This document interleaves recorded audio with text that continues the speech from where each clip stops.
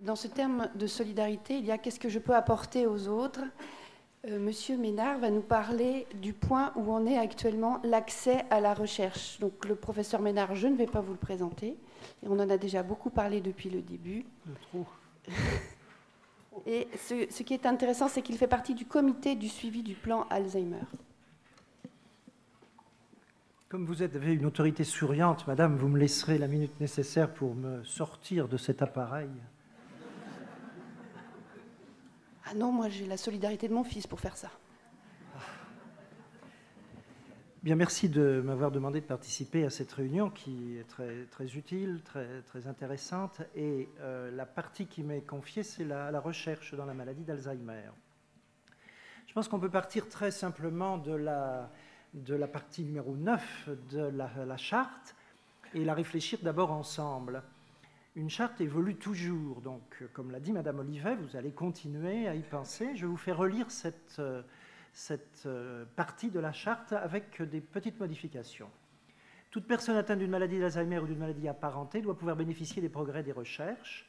Ces recherches de biomédecine, de sciences humaines et sociales et de santé publique doivent être reconnues comme une priorité. Le point important qui est écrit, je le réécris dans un français un tout petit peu différent, mais le point important, c'est qu'il y a une égalité dans les sciences. Il n'y a pas les sciences de haut niveau qui seraient les sciences biologiques, les sciences de haut niveau qui seraient les sciences humaines. Il y a des sciences et il faut tout couvrir. Donc le point est extrêmement important à conserver. La difficulté d'obtenir le consentement éclairé de la personne malade pour participer à un protocole de recherche ne peut à elle seule justifier le refus de l'intégrer à une étude clinique qui pourrait lui apporter un bénéfice éventuel. Et c'est là où je vais diverger, puisque la réflexion de la participation à la recherche est précisément qu'on va faire la recherche non pas pour soi, mais pour les autres, et non pas pour être mieux soigné soi-même, mais pour contribuer aux soins de tout le monde. Donc il est fréquent que les patients et les médecins utilisent cette possibilité d'un bénéfice personnel, ils doivent se garder d'un risque personnel, mais la réalité est que lorsque l'on fait une étude en situation d'équipoise et que l'on ne peut pas dire, en dehors de la qualité des soins, que participer à une étude a pour but d'avoir un éventuel bénéfice. Participer à une étude a pour but de savoir, et je crois que c'est important de garder cette notion. Le respect des lois relatives à la recherche associée à une réflexion éthique s'impose aux promoteurs et aux investigateurs des études cliniques. Les protocoles thérapeutiques conformes à l'état actuel des connaissances et des bonnes pratiques doivent pouvoir être proposés à toute personne malade et à son aidant. L'exactitude, la précision et la clarté de l'information de la personne malade, de la personne de confiance, du mandataire, du tuteur et des proches contribuent à la prise en compte et au respect de ses droits. Donc je crois que sur une base qui est parfaite, on a une marge de manœuvre et d'évolution. Alors je suis obligé qu'on se repose ensemble la question, mais qu'est-ce que la recherche ? C'est répondre avec exactitude et précision à une question clairement formulée, par une méthode adaptée à la question posée ou à l'hypothèse formulée, et par là je veux dire qu'il n'y a pas nécessairement des essais thérapeutiques randomisés, qu'il y a des études observationnelles, qu'il y a des études d'évaluation, et qu'il ne faut pas restreindre la recherche à l'essai thérapeutique randomisé, le tirage au sort, le placebo, etc. Grâce à la participation informée et volontaire de personnes saines ou malades. Alors pourquoi un médecin fait-il de la recherche ? Et il faut analyser dans le détail ce qui pousse les médecins à faire cette tâche supplémentaire. La première chose cachée, c'est l'affirmation d'une position sociale, puisque votre carrière est fonction de vos publications. Donc si l'on cache cette réalité, on cache quelque chose. Elle doit être modulée, elle doit se comprendre, mais elle doit être connue. La deuxième raison pour laquelle on fait de la recherche, c'est le profit financier. Quand vous êtes responsable d'une industrie pharmaceutique et que vous faites de la recherche pour mettre un médicament, comme on le dit, sur le marché, pour avoir l'autorisation de mise sur le marché. Et c'est le système qui fait marcher les choses. Puisque si on a trouvé des médicaments, c'est bien parce qu'on a développé une industrie. Mais il est nécessaire de le rappeler.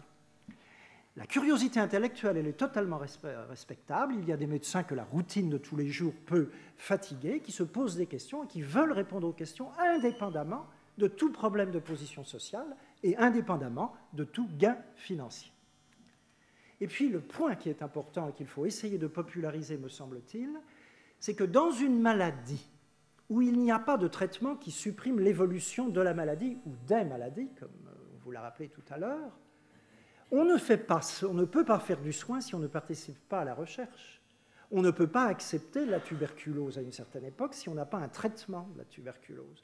On ne peut pas accepter qu'une maladie existe sans qu'on soit désarmé devant elle. Il faut faire un effort de plus que les soins du moment. Parce que si on ne fait pas cet effort de plus, on peut se revoir dans 5 ans et dans 10 ans, on en sera exactement au même point. Et quand je dis le devoir, c'est le devoir du médecin, c'est le devoir des soignants, c'est le devoir de beaucoup de personnes, et éventuellement, et c'est ça le point qui est difficile à discuter, c'est le devoir des patients et des familles. Et ça, c'est difficile à discuter. Alors la participation à la recherche médicale, du point de vue de la personne malade. La première chose, c'est l'accès aux meilleurs soins, avec l'espoir d'une amélioration individuelle. Et c'est normal. Et quand on interroge toutes les personnes qui participent à des essais ou à des études, c'est normal de penser qu'en situation d'égalité, on tombera quand même du bon côté. L'autre problème, beaucoup plus grave et qui ne se pose pas chez nous, et de temps en temps on ne voit pas à quel point on a de la chance, c'est que pour certaines personnes, participer à des essais, à des études, est la seule manière d'avoir accès aux soins. Dans certains pays de l'Europe de l'Est, dans certains pays américains, aux États-Unis, on ne peut avoir accès aux meilleurs soins, les examens nécessaires, que grâce à cette participation que l'on dit être volontaire, et de fait, les papiers sont signés, mais la participation est-elle volontaire? On peut en discuter. L'accès au progrès. Et là, c'est le problème de la balance bénéfice-risque, très important pour la maladie d'Alzheimer. Si vraiment, d'abord, un bénéfice et un risque, nous ne les voyons pas, aucun d'entre nous ne les voit de la même façon. Certains, par formation de l'esprit, voient des bénéfices, d'autres voient des risques. Et les manipulateurs de la société, selon les circonstances, vont faire grossir le risque ou vont faire grossir le bénéfice selon les intérêts de tel ou tel groupe de pression. Donc l'analyse bénéfice-risque est importante car dans une maladie comme la maladie d'Alzheimer, quand 2 groupes de patients sont suivis avec des traitements différents, il est possible qu'un groupe aille moins bien que l'autre, voire même moins bien que l'histoire naturelle de la maladie.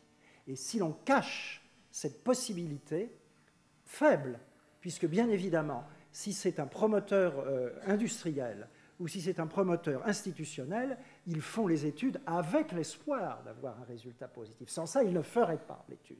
Mais la possibilité existe, et elle existe actuellement, que des études apportent une nuisance à des patients qui rentrent dans ces études. Dans la cardiologie, on a tout l'exemple qu'il faut, dans le cancer, n'en parlons pas. Le devoir, l'analyse du devoir est beaucoup plus complexe, elle ne se fait pas en situation aiguë au moment où la maladie est découverte ou traitée, c'est des choses qu'on raisonne à l'extérieur d'une situation d'urgence. Mais comment expliquez-vous que nous soyons les uns et les autres dans cette salle en fonction de l'âge encore vivants, alors qu'en 1945, l'espérance de vie était de 62 ans? C'est simplement parce qu'avant nous, des gens ont accepté d'essayer les antihypertenseurs, les anticancéreux, donc tous ces gens-là que nous ne connaissons pas et qui ont accepté de participer dans des études nous ont permis d'être là aujourd'hui. Qu'est-ce que nous ferons pour les gens demain? Nous recevons d'une génération et nous devons donner à l'autre génération. Et la beauté, en quelque sorte, de la réflexion sur l'Alzheimer, c'est cette solidarité intergénérationnelle qui existe pour les problèmes financiers, mais qui existe aussi pour les problèmes de recherche.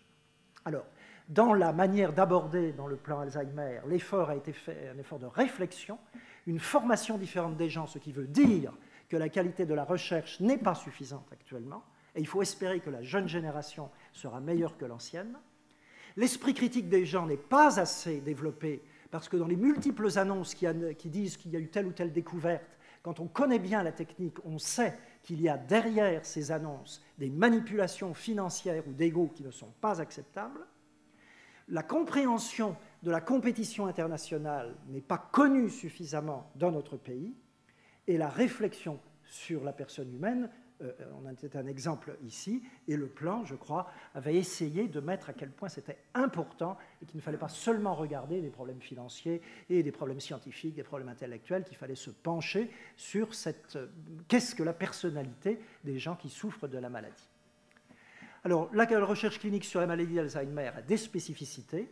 L'équité du recrutement et de la sélection des sujets. C'est très facile pour les médecins de faire de la recherche sur la plainte de mémoire. C'est beaucoup plus difficile de faire de la recherche sur les troubles comportementaux. Et la tendance naturelle de chacun d'entre nous, et de travailler sur les choses qui sont plus faciles que les choses qui sont plus difficiles. Il faut respecter les capacités des personnes et donc avoir les méthodes de mesure pour les évaluer. La communication doit s'efforcer le plus longtemps possible de voir dans quel schéma de vie, de quel schéma de pensée sont les personnes concernées. La compréhension de la balance bénéfice-risque est un cauchemar à expliquer, puisqu'elle varie en fonction de la vision que les gens ont toujours dans leur vie de ce qu'est un bénéfice et de ce qu'est un risque. L'évaluation du rôle des familles et des décisionnaires supplétifs, j'ai pris le terme canadien, j'aurais dû dire même personnes de confiance, dans le processus de consentement informé mérite d'être réfléchi. La transparence des déclarations d'intérêt doit être augmentée. Je termine en vous montrant des photos. Voilà comment, de manière générale, en Écosse, il y a 2 ans, on a essayé, de manière très générale, d'attirer la participation des gens à des études, avec des possibilités multiples de donner des messages visuels comme celui-là. Si vous dites que vous manquez d'informations, eh bien vous allez sur Internet et voilà au moins 4 sites relativement récents qui vous donneront une réflexion ou des résultats sur la recherche actuellement en France. De temps en temps, je me dis, on se plaint de ne pas avoir d'informations. Je ne sais pas si on n'en a pas trop, parce que rien que bien en visiter ces sites peut prendre une journée, enfin pour un homme de mon âge. Et voilà les différentes choses que je souhaitais partager avec vous, en espérant que ça contribuera à faire une réflexion sur le sujet.